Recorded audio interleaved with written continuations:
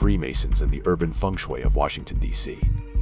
If you were to fly like a bird over the skies of Washington, D.C., the capital of the United States, you would discover a chilling and intricate secret hidden within the streets of this global center of power. Its main streets were not built for traffic convenience. Rather, they were designed into extremely complex geometric symbols: the inverted pentagram, the tree of life, and the Masonic square and compasses. In official history books, this is merely the City Beautiful movement envisioned by the genius French designer Pierre-Charles L'Enfant. But in the eyes of cryptographers and historians, Washington, D.C. is not an ordinary city at all. It is a massive magic circle written in stone and streets. Today, we will take you to decode this new Atlantis across the ocean. We will look at how the great men known as America's founding fathers used highly secretive ancient Egyptian mythology and classical astrology to forcefully carve the trajectories of the cosmos into the soil of this new world. The astrological foundation.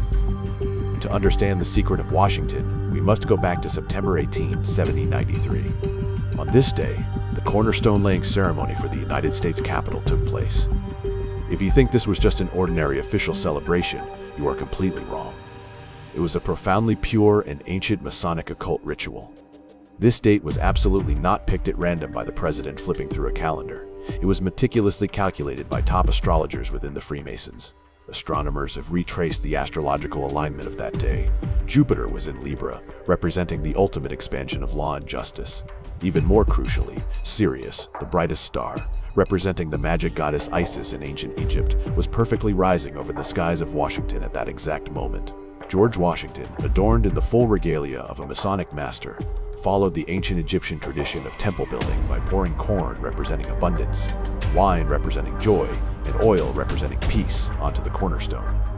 In their understanding, the Capitol was not an office building for holding meetings. It was the national temple of the United States of America. They were using astrology to declare to the universe that a new empire, inheriting ancient wisdom, was officially born. Sacred geometry, and as above, so below. The end of the ceremony was merely the beginning of this giant magic circle. Washington's urban designer, French Freemason Pierre L'Enfant, left all Parisian romance behind and brought the most hardcore sacred geometry to the American continent. In Western occultism, the compass represents spirituality in the heavens, while the square represents matter in the earth. The core philosophy of Freemasonry is, as above, so below, aiming to bring the order of the heavens down to the mortal realm.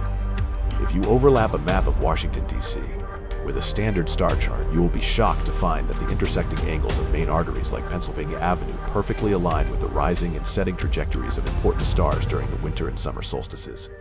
Debunking the inverted pentagram, many conspiracy theorists claim that the streets north of the White House form a massive inverted pentagram, declaring it the mark of Satan. In reality, this is a complete misreading of classical occultism.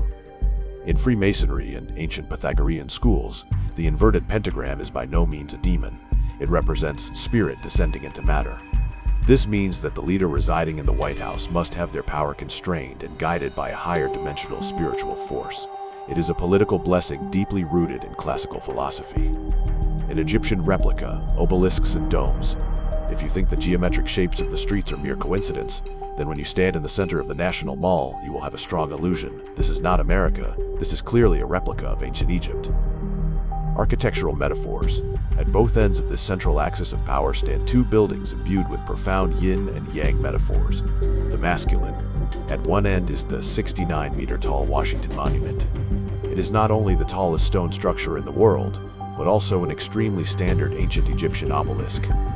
In Egyptian mythology, it represents the masculine energy and resurrection of the sun god Osiris. The feminine, with mirror symmetry, at the other end of the pool sits the massive, rounded dome of the Capitol building. It represents the womb of the goddess Isis and nurturing feminine energy.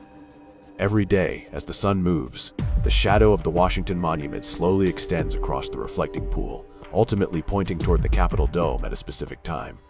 In occultism, this symbolizes the union of heaven and earth and the harmony of yin and yang, serving as a feng shui engine that continuously generates creativity and power for the empire.